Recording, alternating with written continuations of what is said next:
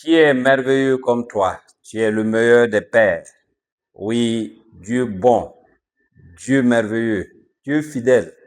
Je te célèbre en ce jour et je glorifie ton Saint-Nom. Merci pour la vie que tu nous donnes, merci pour la santé, merci pour la provision, merci pour la protection. Merci pour le salut. Oui, grâce au sacrifice de ton Fils Jésus-Christ sur la croix, nous sommes devenus tes enfants. Nous sommes devenus tes fils et nous sommes devenus héritiers et co-héritiers avec Jésus-Christ et nous allons hériter du ciel et de la terre. Béni sois-tu, Père, maintenant et à jamais. Et je bénis également le Saint-Esprit, qui est notre guide, qui est notre conducteur, qui est l'enseignant par excellence. Celui-là même qui est dans nos vies pour nous orienter. Béni soit le Saint-Esprit du Dieu Saint, que Dieu bénisse également sa sainte parole. La parole qui est une lampe à nos pieds, la parole qui nous dirige, la parole qui nous fait croître, la parole qui nous amène à connaître davantage Dieu chaque jour pour mieux le servir et mieux le faire connaître. Que Dieu soit béni maintenant et à jamais. Amen, amen, amen. Bien-aimés, une fois de plus, je vous salue dans le précieux et glorieux nom de notre Seigneur Jésus-Christ. C'est encore une grâce que Dieu nous fait de pouvoir nous retrouver à travers ce grand rendez-vous d'enseignement. C'est le Saint-Esprit lui-même qui vous enseigne. Ce n'est pas moi. Moi, je ne suis qu'un instrument entre les mains de l'Esprit du Seigneur. Et l'Esprit du Seigneur m'utilise comme il veut. L'Esprit du Seigneur vous parle comme il veut à travers moi. Et aujourd'hui encore, c'est sûr qu'il va nous révéler des mystères. C'est sûr qu'il va nous bénir. Et c'est sûr qu'il va amener de la transformation dans nos vies. Soyez bénis et que votre écoute également soit bénie. Amen. Alors donc, nous poursuivons notre série d'enseignements qui s'intitule « Se préparer ». Et le thème que nous abordons, c'est « Se préparer à la vérité et à la réalité de la mort ». Nous l'avons vu à travers les enseignements passés, que la mort, c'est une chose inéluctable pour toute personne humaine. Tout ce qui est vivant est appelé à disparaître. Tout ce qui se meut sur la terre, sous la terre, dans les eaux, est appelé à mourir un jour. Alors, l'homme est le seul à avoir conscience de cette mortalité-là.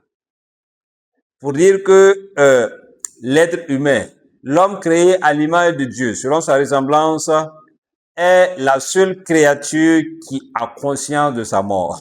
Et s'il en est ainsi, bien-aimé, préparons-nous à la vérité et à la réalité de la mort pour ne pas être surpris. C'est pourquoi le Saint-Esprit a inspiré cette série d'enseignements. À chaque époque correspond des types d'enseignements. À chaque saison correspond des types d'enseignements. Et nous sommes à une saison où Dieu veut poser les fondations pour bâtir des leaders qui vont transformer radicalement le visage du monde. Dieu veut des hommes et des femmes qu'il va utiliser selon sa préscience pour le rayonnement de son royaume à travers le monde. Il a donné aux fils des hommes la terre et il appartient aux fils des hommes d'en prendre soin. Alléluia. Et donc aujourd'hui, le sous-thème que nous allons voir, parce que nous avons vu la mort à travers les enseignements passés comme il est dit, mais qui est l'auteur de cette mort-là? Nous avons vu que la mort est venue dans la vie de l'homme et dans le monde à travers la transgression, à travers la désobéissance, à travers le fruit défendu consommé par le couple adamique, Adam et Ève. Mais qui est l'auteur de la mort en réalité?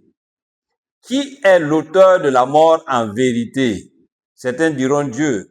Mais suis-moi attentivement et tu verras que il n'était pas dans le plan originel de Dieu, l'intentionnalité originelle de Dieu, l'intentionnalité première de Dieu en créant l'homme à son image, selon sa ressemblance, afin que l'homme soit son représentant légal sur la terre, afin que l'homme soit et le garant, et le gérant, et l'intendant de la création, Dieu n'avait pas prévu la mort dans son plan. Amen. Alléluia. Mais Dieu a doté l'homme d'un libre arbitre. Mais peut-être ce que l'homme ne savait pas, c'est que Dieu a un ennemi et que lui, l'homme également, cet ennemi le jalouse et cet ennemi a juré sa destruction. C'est Satan. Alléluia. Donc aujourd'hui, le sous-thème que nous allons voir, c'est Satan est l'auteur de la mort. Je répète pour que tu comprennes bien. Le sous-thème que nous allons aborder ensemble aujourd'hui s'intitule Satan est l'auteur de la mort. Ce titre a tout dit. Et si nous repartons à l'origine de toute chose, à l'origine de la création, et nous voyons très bien que la Bible dit, et dans le livre du commencement, dans le livre de la création, la Bible dit, au commencement, Dieu créa les cieux et la terre. Alléluia. Ça veut dire que Dieu a fait une première création et il a créé les cieux et la terre. Et il a également créé tout ce qui est visible, tout ce qui est invisible. Ça veut dire que Dieu a créé les anges. Alléluia. Dieu a créé les 4 êtres vivants. Quand je parle des anges, je parle de toute la cohorte des archanges, des chérubins, des séraphins, des anges simples. Quelle que soit leur multitude et quelle que soit leur catégorie, c'est Dieu qui les a créés. Alléluia. Dieu a tout créé. Dieu a créé les anges et Dieu les a dotés de connaissances, mais une connaissance figée. Ça veut dire que la connaissance dont disposent les anges, c'est pas une connaissance évolutive. Moi, par exemple, Bruno Dipama, j'ai 50 ans cette année et la connaissance que j'ai de la vie, de la Bible, de Dieu, n'est pas la même que quand j'avais 25 ans.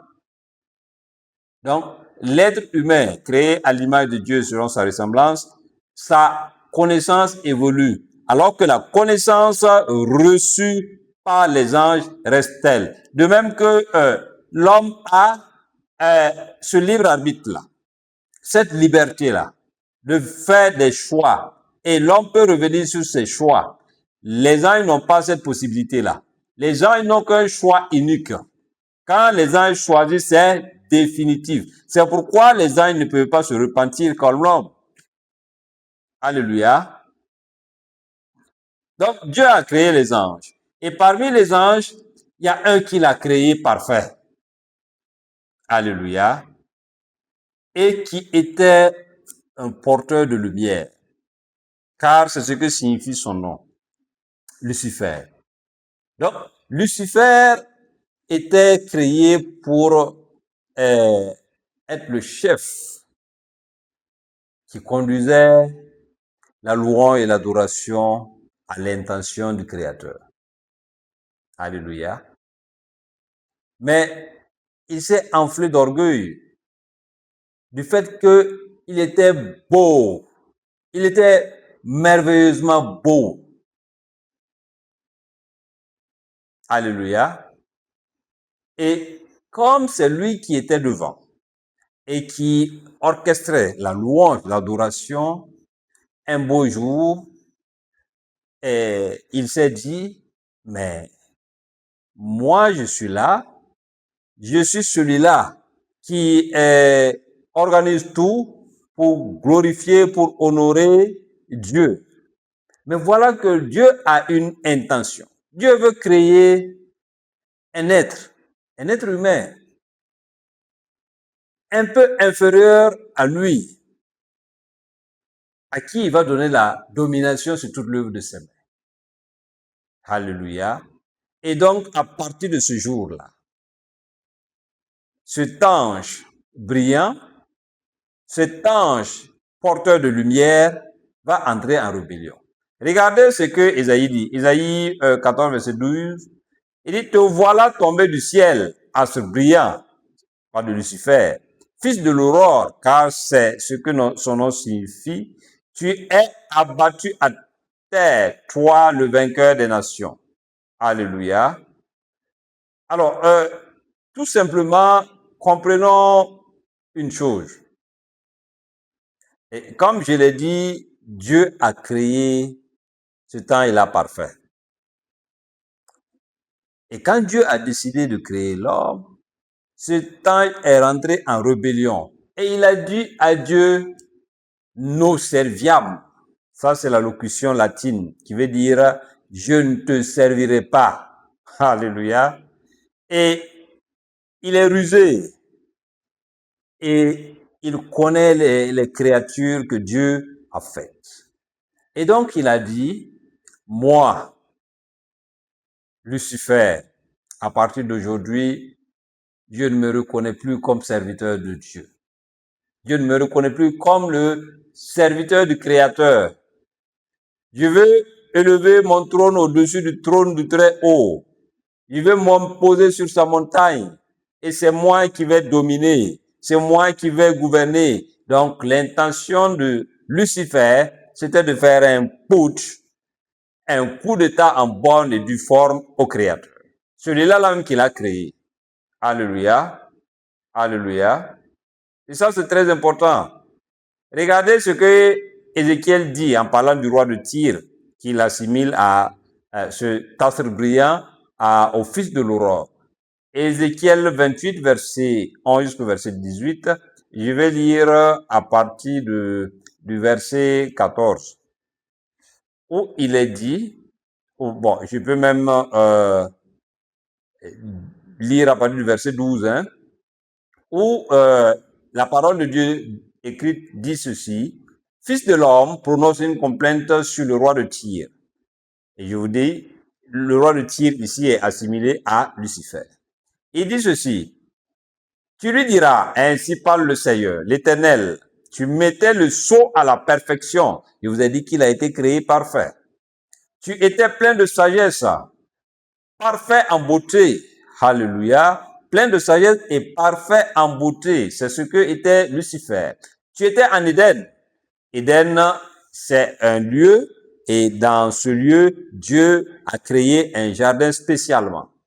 Alléluia. Tu étais en Éden, le jardin de Dieu, et tu étais couvert de toute espèce de pierres précieuses, de sardoine, de topaz, de diamant, de chrysolite, d'onyx, de jasme, de saphir, d'escarboucle, d'émeraude et d'or. Tes tambourins et tes flûtes étaient à ton service, préparés pour le jour où tu fus créé. Alléluia. Dieu, il est merveilleux. Et toutes les créatures de Dieu sont merveilleuses, tant qu'elles restent soumises à Dieu le Créateur. Verset 14. Tu étais un chérubin protecteur, aux ailes déployées. Je t'avais placé et tu étais sur la sainte montagne de Dieu. Tu marchais au milieu des pierres étincelantes. Verset 15. Et tu étais intègre dans tes voies. Depuis le jour où tu fus créé, jusqu'à celui où l'iniquité a été retrouvée chez toi. Par la grandeur de ton commerce, tu as été rempli de violence et tu as péché. Je te précipite de la montagne de Dieu et je te fais disparaître. Chérubin protecteur du milieu des pierres étincelantes. Ton cœur s'est élevé à cause de ta beauté. Tu as corrompu ta sagesse par ton éclat. Je te jette par terre. Je te livre en spectacle au roi. Verset 18. Par la multitude de tes iniquités, par l'injustice de ton commerce, tu as profané tes sanctuaires. Je faisais sortir du milieu de toi un feu. Alléluia. Qui te dévore. Je te réduis en cendres sur la terre aux yeux de tous ceux qui te regardent. Verset 19. Tous ceux qui te connaissent parmi les peuples sont dans la stupeur à cause de toi. Tu es réduit au néant et tu ne seras plus jamais rien. Alléluia. Dieu dit qu'il va tirer un feu de ce ange qui s'est révolté contre lui et il va le détruire. C'est la sentence que Dieu a prononcée. Donc, il y a un feu qui a été préparé pour ce temps dessus-là. Et c'est pourquoi il ne s'est pas contenté d'enregistrer ce que Dieu a dit. Non. Dans sa chute, il va entraîner d'autres anges. Et il ne s'est pas laissé faire. Quand Dieu a prononcé cela, qu'est-ce qu'il a fait? Il a combattu. Je vous ai dit que Lucifer a dit à Dieu, nous serviams. Alléluia. L'astre brillant, le fils de l'aurore, le chérubin protecteur. Il a dit, je ne te servirai pas. Mais il y a un autre archange. Celui-là là, qui est présenté comme le chef de l'armée de l'Éternel. Il s'appelle Michel. Son nom signifie qui est comme toi Dieu. Lui, il a dit, je te servirai. C'est pourquoi toi qui m'écoutes, nous sommes de ceux qui servent Dieu. Nous sommes de ceux qui sont appelés à servir Dieu. Ceux qui refusent de servir Dieu, c'est ceux qui sont de l'autre camp. Alléluia. Donc, dans sa rébellion, il a entraîné un tiers des anges. Puisqu'il les a promis certainement des postes. Il a dit, bon, toi, je vais te bombarder ceci, cela. Ils ont dit, mais c'est toi-même que nous voulons. Oui, Lucifer. Bon, d'ailleurs même, laisse tomber Lucifer là. Ton nom est devenu Satan. Oui, l'opposé de Dieu, l'ennemi de Dieu. C'est toi que nous allons suivre. Mais écoute là, regarde, écoute quand tu chantes. Regarde comment tu es beau. Mais Dieu là, il a quoi de plus que toi? C'est toi-même qui mérites d'être sur le trône élevé. Et c'est comme ça que l'orgueil a gagné cet astre brillant. Le chérubin protecteur, le fils de l'aurore. Et l'iniquité fut trouvée en lui. Parce qu'il a été créé parfait. Dit Ézéchiel, jusqu'au jour où l'iniquité a été trouvée en lui. Et c'est ça le sens de l'iniquité. L'iniquité, c'est une transgression profonde d'un ordre divin, d'une loi divine, une profanation d'un sanctuaire divin. C'est une rébellion contre Dieu lui-même. C'est ça l'iniquité. Et donc, il y a eu bataille parce que Michael et ses anges ont combattu. Le nom de Michael signifie qui est comme toi Dieu, et il a dit, moi je te servirai. Et donc, ils ont combattu et ils ont précipité le diable avec le tiers des anges. Ils les ont précipités sur la terre. Alléluia. Ça, c'est important à connaître. Et le livre de l'Apocalypse nous le dit. Apocalypse 12, à partir du verset 7, il est écrit, il y eut guerre dans le ciel. Michael et ses anges combattirent contre le dragon. Satan est également présenté comme, il a plusieurs noms dans la Bible. C'est lui le tentateur, c'est lui le menteur, c'est lui le prince de la puissance de l'air, et un de ses noms, c'est le dragon. Et il est écrit que les anges combattirent contre le dragon, et le dragon et ses anges combattirent. Je vous ai dit qu'il a réussi à corrompre un tiers des anges. Et aussi, ils ont combattu. Mais ils ne furent pas plus forts, et leur place ne fut plus trouvée dans le ciel. C'est pourquoi, dans la prière de notre Père, quand Jésus dit, priez comme ceci, dites, notre Père qui est dans les cieux, que ton nom soit sanctifié, que ton règne vienne, que ta volonté soit faite sur la terre comme elle est faite au ciel. C'est là. Parce qu'il y a un qui voulait pas que la volonté de Dieu se fasse au ciel. Mais les anges, conduits par Michael, ont combattu parce qu'il faut que la volonté du Créateur se fasse dans le ciel, sur la terre, sous la terre, dans les mers, n'importe où. La volonté de Dieu doit se faire. Alléluia. Et donc, cette bataille va donner une illustration. Dans le livre de Genèse, Genèse 1, verset 2, il est écrit que la terre était informe et vide. Ça veut dire entre Genèse 1.1 et Genèse 1.2, il y a eu peut-être des millions et des millions d'années. Alléluia. En tout cas, il y a eu un événement qui a fait que la terre était tohu-bohu, sans dessus, sans dessous. Alléluia. Et il y a certains qui pensent que c'est le résultat de cette bataille-là. Alléluia. Et donc, à partir de là, Dieu va opérer notre création. Je vous ai dit, il y a eu une première création, Genèse 1.1. Au commencement, Dieu créa les cieux et la terre. Et Genèse 1.2, il est écrit que la terre était informe et vide. Il y avait des ténèbres à la surface de l'abîme et l'Esprit de Dieu se mouvait au-dessus des eaux. Quand vous lisez ça, jusqu'à Genèse 2, verset 1 jusqu'au verset 3, bon, vous verrez que c'est le récit de la création. Alléluia. Bon, tout ce qui s'ensuit, c'est pour expliquer un peu les détails. Donc, quand le diable a été précipité, il est animé d'une grande colère contre l'homme. Oui, parce que Dieu a fait l'homme, un peu inférieur à lui, et lui a donné la domination sur toute l'œuvre de ses mains. Et également, la parole de Dieu dit que les cieux sont les cieux de l'Éternel, mais il a donné au Fils de l'homme la terre. Alléluia. Et Satan n'a plus de place au ciel. La terre ne lui appartient pas. Qu'est-ce qu'il fait? Il reste suspendu. Alléluia. Et il se promène. C'est pourquoi, dans le livre de Job, quand les fils de Dieu sont venus devant Dieu, Satan aussi est venu et Dieu lui a posé la question, d'où viens-tu? Il dit de la terre, ami promené. Et il se promène pourquoi? Mais pour détruire les fils des hommes. Alléluia. Donc, l'ennemi numéro 1 de l'homme, c'est Satan. Alléluia. Et c'est Satan qui amène les maladies, c'est Satan qui amène les accidents, c'est Satan qui amène les dépressions, c'est Satan qui amène les possessions démoniaques, c'est Satan parce que il est jaloux de l'homme que Dieu a créé à son image selon sa ressemblance. Alléluia. Retiens bien ce point. Satan est jaloux de l'homme que Dieu a créé. Alléluia. C'est pourquoi, après sa chute, et avec ceux qu'il a recrutés, et avec tout le pouvoir qu'il avait, parce que Paul dit aux Romains que Dieu ne se repent pas de ses dons.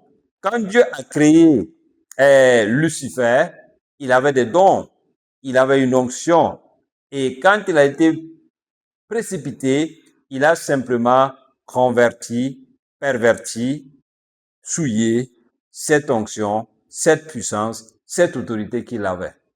Alléluia. Donc, en plus des anges qui sont partis avec lui, et il va créer d'autres êtres célestes, et il va s'organiser en royaume.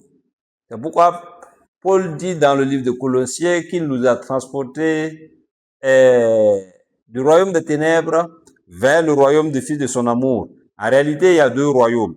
Il y a le royaume des ténèbres et il y a le royaume de lumière, le royaume du Fils du Dieu vivant. Alléluia. Et nous, notre mission, en tant que croyants, ceux qui ont reçu la parole de Dieu, ceux qui ont cru au nom du Fils de Dieu et qui sont appelés fils de Dieu, notre mission, c'est de transporter les hommes et les femmes du royaume des ténèbres vers le royaume de lumière, vers le royaume du Fils de son amour. C'est de qui il s'agit? Il s'agit de Christ. Alléluia. Et ça, c'est très important.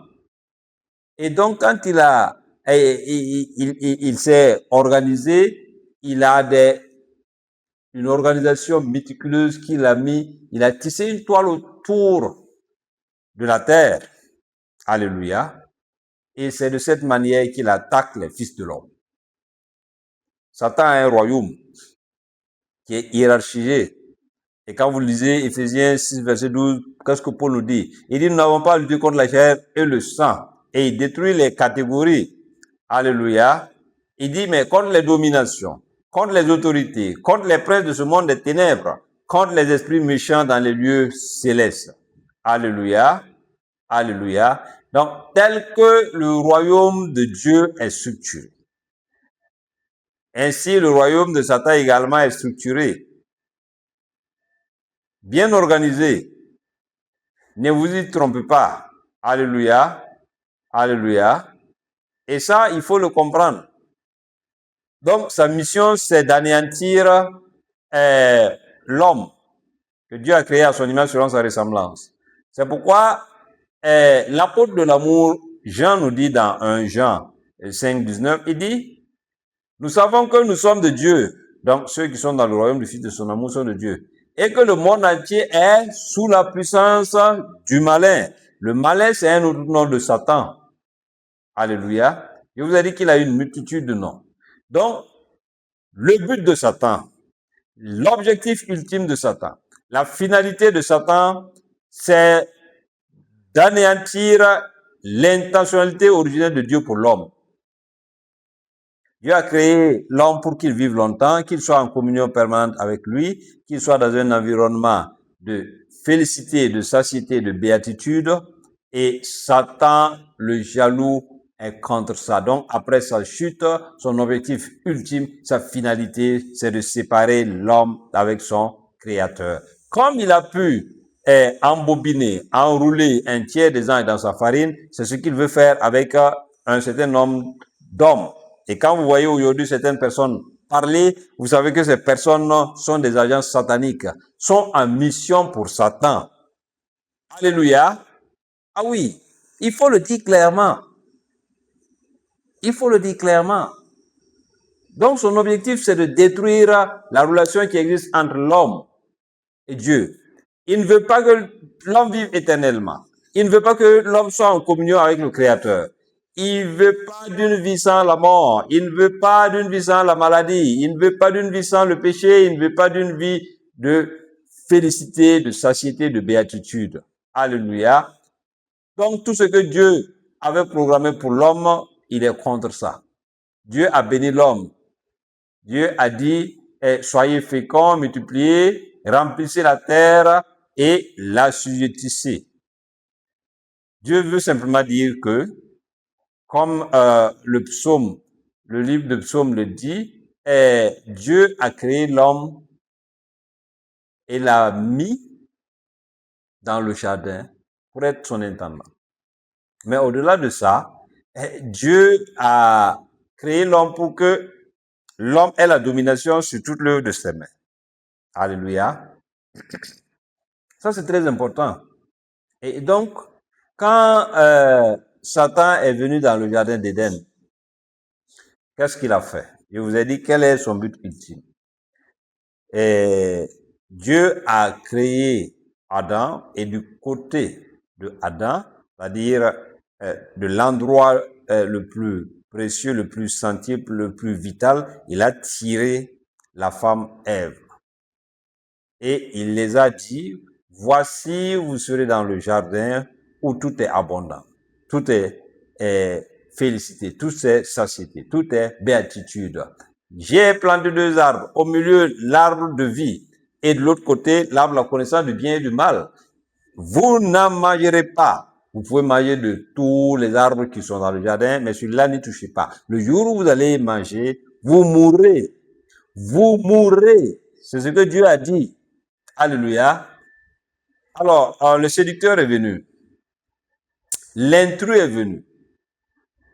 Alléluia. On nous le présente ici comme le serpent, et qui est le plus rusé dans tous les animaux que Dieu a créés. Et quand il est venu, il a eu une conversation avec Ève. Il a eu un dialogue avec la femme. Où est-ce que Adam était? Question. Mais toujours est-il qu'il a eu le temps d'échanger avec elle et il lui a dit une chose. Alléluia. Il dit à la femme, Dieu a-t-il réellement dit, vous ne mangerez pas de tous les arbres du jardin? Ce que Satan fait, il amène premièrement le doute. Ève a bien entendu ça de la bouche de Adam, puisque Dieu a parlé à Adam. C'est ce que la Bible nous présente comme récit. Mais regardez ce que la femme dit. La femme répondit au serpent, nous mangeons du fruit des arbres du jardin, mais quant au fruit de l'arbre qui est au milieu du jardin, Dieu a dit, vous n'en mangerez point et vous n'y toucherez point, de peur que vous ne mouriez. Alors le serpent dit à la femme, vous ne mourrez point, mais Dieu sait que le jour où vous en mangerez, vos yeux s'ouvriront et vous serez comme des dieux, connaissant le bien et le mal. Satan connaissait bien les conséquences. Il sait ce qu'il fait. Il a un objectif derrière ça et il est venu par la ruse par la séduction pour amener l'homme à transgresser Dieu, à transgresser la loi de Dieu, l'homme à se révolter contre Dieu. Parce qu'il sait que la seule façon de séparer Dieu d'avec sa créature la plus merveilleuse, l'homme, c'est de mettre le péché, c'est d'amener la rébellion, c'est d'amener la transgression. Alléluia. Et cela a amené la mort, puisque Dieu a bien prévenu, le jour où vous en mangerez, vous mourrez. D'abord, il y a la mort spirituelle, c'est-à-dire la séparation avec Dieu. Ensuite, il y a la mort physique, parce que Dieu dira par la suite, et ça nous allons le voir, que l'homme va retourner à la poussière. Et il y a également la mort définitive, la mort éternelle. Puisque je vous ai dit qu'il y a un feu qui est préparé pour Satan et pour ses ouailles. Donc, tous ceux qui seront du camp de Satan, il y a la mort définitive qui les attend. Bon, la Bible parle de seconde mort, mais il faut savoir que c'est la mort éternelle. Comme il y a la vie éternelle, il y a également la mort éternelle. Donc, par cette transgression, Satan a réussi à amener la mort, pas seulement dans la vie de l'homme, mais dans toute la création, puisque à partir de là, les animaux aussi meurent. Donc, il a amené la mort, il a amené les maladies, il a amené la souffrance, il a amené le manque, la disette, il a amené la pauvreté, il a amené le stress et il a amené le chagrin et les mauvais sentiments, la peur, les regrets, les angoisses. C'est lui qui a amené tout ça. Et en réussissant à amener Adam à transgresser l'ordre divin, il a retiré d'entre les mains de Adam les clés de la domination sur toute la création, sur toute l'œuvre des mains de Dieu. Alléluia. C'est pourquoi dans l'épisode de la tentation de Jésus, quand vous lisez le livre de l'évangile de Luc, vous voyez ça très bien. Dans Luc 4, qu'est-ce qu'il est dit? Alléluia. Et il a élevé Jésus et lui a montré en naissant les royaumes de la terre. Et il lui a dit, et lui dit, je te donnerai toute cette puissance et la gloire de ces royaumes, car elle m'a été donnée et je la donne à qui je veux. Qui l'a donné? Qui t'a donné? Imposteur, Satan. Non. La Bible dit que les cieux sont les cieux de l'Éternel. Mais Dieu a donné à l'homme, au fils des hommes, la terre. Donc Dieu a donné la terre et tous les royaumes de la terre au fils de l'homme, au fils des hommes, à la personne humaine.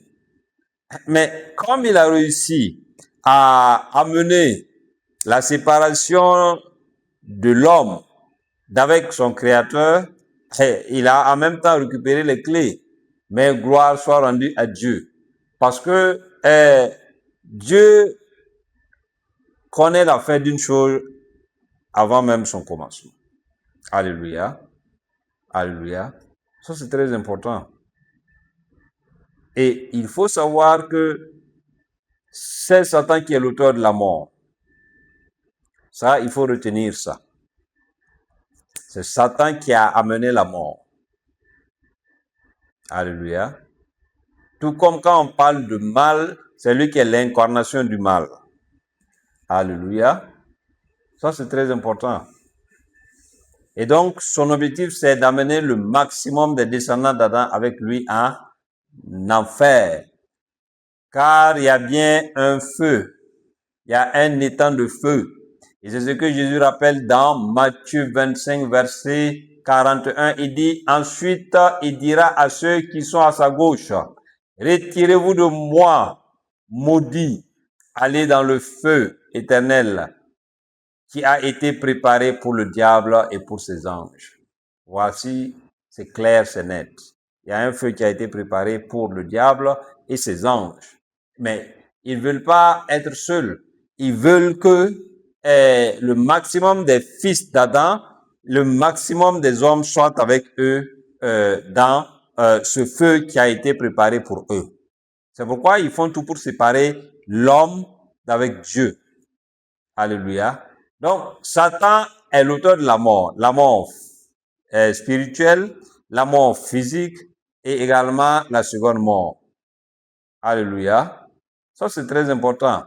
Et Jésus nous dit dans Matthieu 10, il dit que le diable, le voleur, ne vient que pour dérober, pour égorger et pour détruire.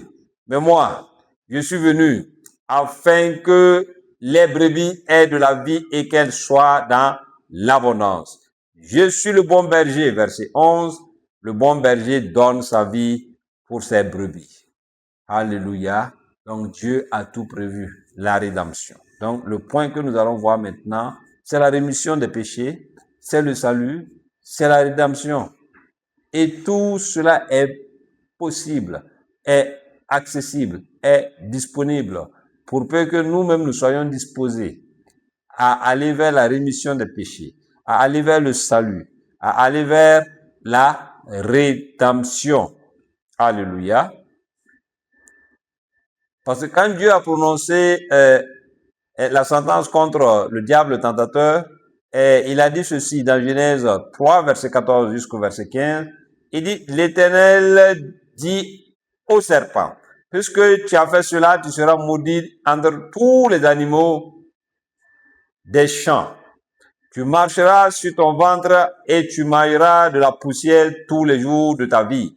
Je mettrai l'inimitié entre toi et la femme, entre ta postérité et sa postérité. Celle-ci t'écrasera la tête et tu lui blesseras le talon. Tout est dit ici. Il y a le plan de rédemption, il y a la sentence contre Satan et il y a le plan de rédemption qui est déjà là. Quand Dieu dit tu mailleras la poussière tous les jours de ta vie, c'est vraiment l'inimitié entre le serpent et l'homme. Et Dieu dit, celui-ci, tu lui blesseras le talon et celui-ci t'écrasera la tête. Il y a un qui va écraser la tête de Satan. Le travail de Satan, c'est de blesser l'homme au talon tous les jours. Ça, c'est quoi? C'est les maladies, c'est les accidents, c'est les déceptions, c'est les déboires, c'est les chagrins, c'est les mauvais sentiments qu'il met dans la vie des hommes et des femmes. Mais Christ, lui, il est venu pour sauver l'humanité, pour que l'humanité ne périsse pas. Jean 3,16, car Dieu a tant aimé le monde qu'il a envoyé son Fils unique afin que quiconque croit en lui ne périsse point, mais qu'il ait la vie éternelle. Alléluia, alléluia. Sachons faire de bons choix. Et ça, c'est très important. Et c'est pourquoi, quand Dieu a prononcé cela, des siècles plus tard, cela va se confirmer. Alléluia. Dieu a dit que la postérité de la femme écrasera la tête de qui? De Satan. Alléluia.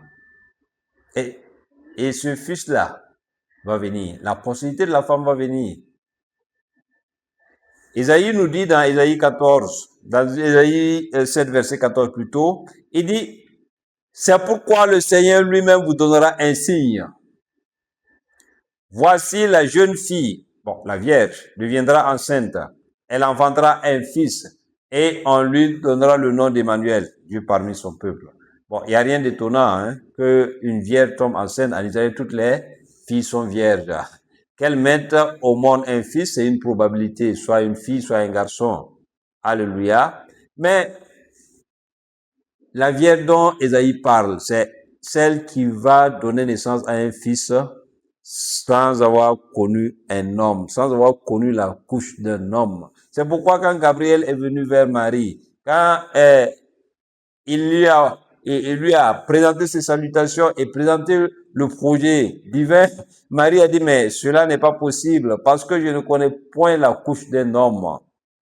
Mais Gabriel lui a dit, la main du Tout-Puissant sera sur toi et le Saint-Esprit viendra sur toi et par son nom, tu tomberas enceinte et tu vas enfanter un fils. Et tu lui donneras le nom de Emmanuel, Dieu parmi son peuple, Dieu au milieu de son peuple. Alléluia. Ça, c'est très important. Et ce fils-là viendra. Ce fils-là va venir. Alléluia. Et Matthieu nous dit dans Matthieu 1, verset 22 jusqu'au verset 23, quand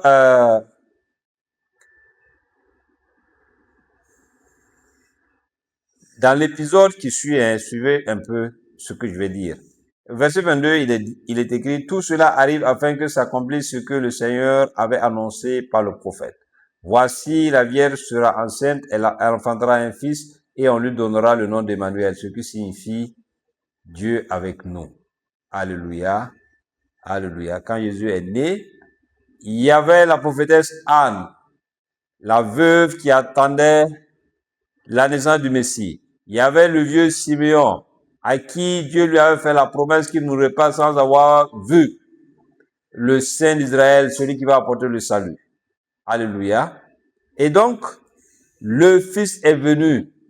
Et Ésaïe nous dit dans Ésaïe 9, verset 6, il dit, car un enfant nous est né, un fils nous est donné.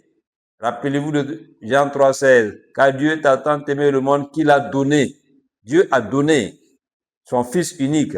Donc, Ésaïe nous dit, dans Ésaïe 9, verset 6, car un enfant nous est né, un fils nous est donné, et la domination reposera sur son peuple. On l'appellera admirable conseiller, Dieu puissant, Père éternel, Prince de paix. Ça, c'est Jésus-Christ de Nazareth. Ça, c'est loin de Dieu. Alléluia. Ça, c'est l'Emmanuel. Alléluia. Dieu est merveilleux. Dieu est merveilleux. C'est pourquoi Jésus-Christ est venu pour notre salut. Et quiconque reçoit Jésus-Christ comme son Seigneur et Sauveur, oui, va avoir la réconciliation avec Dieu, va retrouver sa position originale, sa position originelle, j'allais dire, parce que Christ a payé le prix pour notre rachat. Christ a versé son sang pour la rémission de nos péchés. Oui, il n'y a plus de condamnation pour ceux qui sont en Christ. Nous qui étions païens, nous autres, nous avons été greffés. Et c'est pourquoi nous pouvons prendre part à la bénédiction d'Abraham. Oui, nous avons reçu l'esprit du Dieu très saint par lequel nous pouvons crier Abba Père. Parce que Christ est venu et nous a donné le pouvoir de marcher sur les serpents et les scorpions, nous bénissons son Saint-Nom. Parce que Christ nous a donné les clés. Il a retiré les clés d'entre les mains de Satan et il nous a remis les clés. Il nous a restitué notre droit légal d'exercer la domination, l'intendant sur la création tout entière. Il nous a donné les clés. C'est pourquoi il nous dit dans Matthieu 16, verset 19, il dit, je vous donnerai les clés du royaume. Il s'adresse à Pierre, mais en s'adressant à Pierre, il s'adresse à tous ceux qui vont recevoir Jésus-Christ comme Seigneur et Sauveur. Il dit, je vous donnerai les clés du royaume. Ce que vous lirez sur la terre sera lié dans les cieux. Et ce que vous délirez sur la terre sera délié dans les cieux. Alléluia. Et il continue en disant que ce que nous allons fermer, personne ne pourra l'ouvrir. Et ce que nous allons ouvrir, personne ne pourra fermer. Ça, c'est merveilleux. Alléluia. C'est ce que Christ nous a donné à travers son sacrifice ultime. De redevenir enfant de Dieu. De retrouver notre communion avec Dieu. De redevenir les hommes et les femmes pour lesquels Dieu nous a créés pour être. Alléluia. Donc c'est Satan qui est l'auteur de la mort. Mais Jésus-Christ est venu nous donner la vie. Et la vie éternelle et l'abondance. Que Dieu vous bénisse. Que sa grâce soit sur vous. Merci pour cette écoute. Que cette écoute soit une bénédiction pour vous. À partir de maintenant, que Dieu commence à transformer votre vie profondément pour la seule gloire de son Saint-Nom. Je vais demander à ceux qui n'ont pas encore fait la paix avec Christ, parce que prochainement, nous allons voir un enseignement très puissant. Aujourd'hui, nous avons vu que c'est Satan qui est l'auteur de la mort, mais prochainement, nous allons voir qu'est-ce que la mort elle-même. Je rappelle que notre sous-thème, c'est se préparer notre thème, c'est se préparer à la vérité et à la réalité de la mort. Et nous avons vu aujourd'hui que Satan est l'auteur de la mort. Et prochainement, dans le prochain enseignement à venir, nous verrons qu'est-ce que c'est que la mort. Alléluia. Donc, si tu n'as pas encore fait la paix avec Christ, sache que tu es déjà mort. Parce que ceux qui n'ont pas de communion avec Dieu sont déjà morts spirituellement. Et nous l'avons vu à travers l'enseignement. Donc, aujourd'hui, Dieu te donne l'occasion de revenir à la vie. Parce que ceux qui ont reçu Christ naissent de nouveau dans le royaume. Et c'est pourquoi il dit à Nicodème, aucun homme ne peut voir le royaume des cieux s'il n'est né d'eau et d'esprit. Donc aujourd'hui, c'est une occasion pour toi. Je vais te demander de fermer tout simplement les yeux et de répéter après moi. Dis ceci, Seigneur Jésus. Aujourd'hui, j'ai entendu ta voix. Je reconnais dans mon cœur que tu es le Fils unique de Dieu. Tu es mort à la croix pour la rémission de mes péchés et pour mon salut. Je confesse de ma bouche que tu es ressuscité d'entre les morts, que tu es à la droite du Père et tu reviendras juger les vivants et les morts. C'est pourquoi aujourd'hui même, je te donne ma vie. Sois mon sauveur et mon Seigneur personnel. À partir d'aujourd'hui, je m'abandonne à toi. Je suis en Christ et Christ est en moi. Je suis devenu une nouvelle créature. Les choses anciennes sont passées et toute chose est devenue nouvelle et je marche en nouveauté de vie. Amen. Moi, je prie maintenant pour vous, que Dieu étende sa main sur vous, que le choix que vous venez de faire aujourd'hui produise de bons fruits dans votre vie, que Dieu vous élève au plus haut, jusque là où il veut que vous atteigniez, pour la seule gloire de son Saint-Nom. Allez-y dans une église où la parole vivante est prêchée. Oui, la Bible, c'est la parole écrite de Dieu. Il faut aller dans une église où on prêche la parole de Dieu dans sa vérité, dans son intégrité, dans son intégrité. Et c'est la parole de Dieu et c'est l'enseignement de la parole de Dieu qui peut vous faire croître, qui peut vous faire avancer et que Dieu soit avec vous, et que Dieu vous oriente au nom puissant de Christ Jésus. Amen. Tous ceux qui étaient à l'écoute avec nous, je prie pour vous. Que Dieu étende sa main sur vous. Que Dieu tourne sa face vers vous. Que Dieu vous donne la paix partout où vous êtes. Oui, je prie pour vous. Que la grâce de notre Seigneur Jésus-Christ, l'amour de Dieu, le Père et la communion du Saint-Esprit soient votre partage. Soyez en paix partout où vous êtes. Soyez dans l'abondance partout où vous êtes.